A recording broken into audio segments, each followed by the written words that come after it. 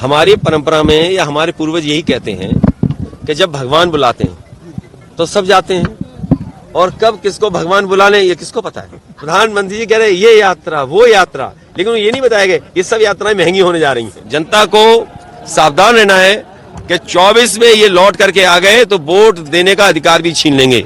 ये 24 का चुनाव देश का संविधान बचाने का चुनाव है।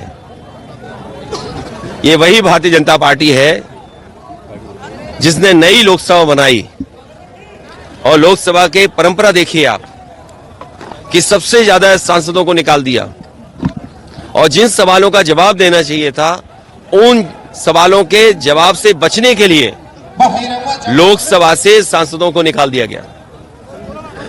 और जो सबसे सिक्योरिटी जोन है, सबसे महत्वपूर्ण इलाका, सरकार ने दावा किया था कि सबसे सिक्योरिटी बंदोबस्त अच्छा होगा, उसमें आखिरकार भारतीय जनता पार्टी के सांसद के ही पास से वो नौजवान लोकसभा में आ गए।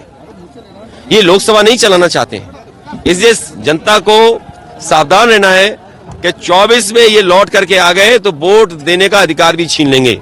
जहां महंगाई बढ़ गई है, बेरोजगारी बढ़ गई है, ये सरकार दावा कर रही थी कि बड़े बड़े उद्योगपति आएंगे, कारखाने उद्योग लगेंगे। अब तो हम सब लोग चुनाव में जा रहे हैं, कोई उद्योग लगा हो तो बताएं, कोई कारखाना लगा हो तो बताएं, और जिन कारखाने के लगने से कितनों को नौकरी, कितनों को रोजगार मिला, ये तो सरकार बताए।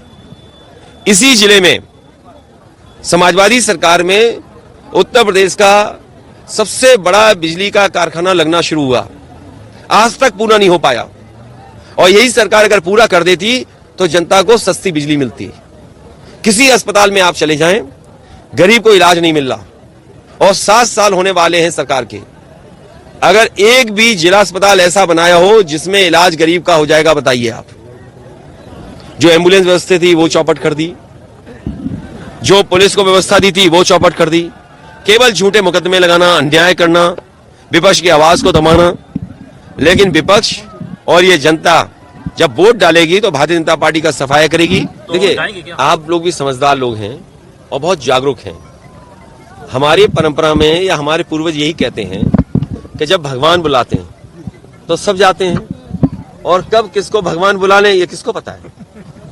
आज अगर ये बात गलत हो तो बताओ। आज अयोध्या ना आए, अपने घर पे ही दीपक जलाएं, ये पीएम का बयान है। नहीं, देखिए, लोग अयोध्या जाएंगे, लोग भगवान श्री राम के दर्शन करने जाएंगे, भगवान श्री राम जी के परिवार जो है उनका दर्शन करेंगे, तो लोग तो जाएंगे, और ये लोग जाएंगे जिनको भगवान बुलाएंगे, और जब जिसका समय आएगा वो जाएगा। आज रेल के किराए बढ़ा दिए गए हैं, आज रेल का किराया हर वर्ग का बढ़ा दिया है। तो सोचिए, अरे मेरे साथी ये सही बताया, मेरे दिमाग से निकल गई बात। रेल का उद्घाटन नहीं किया प्रधानमंत्री जी ने। देखिए आप, प्रधानमंत्री जी कह रहे हैं ये यात्रा वो यात्रा, लेकिन ये नहीं बताया गया ये सब यात्राएं महंगी होने जा रही हैं।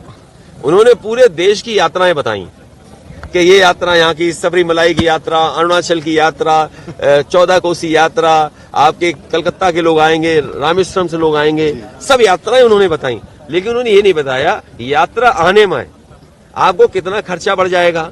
और फिर आप बताइए, चाय महंगी होगी कि नहीं होगी महंगी, ईंट महंगी होगी कि नहीं महंगी।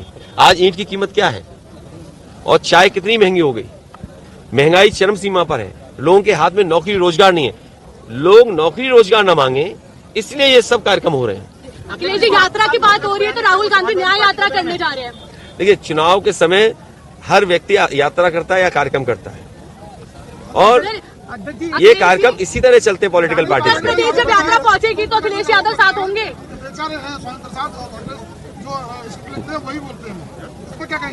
देखिए, जो स्क्रिप्टेड हैं, स्क्रिप्टेड लीडर और मेकअप लीडर अगर सबसे ज्यादा कहीं है तो वो भारतीय जनता पार्टी में।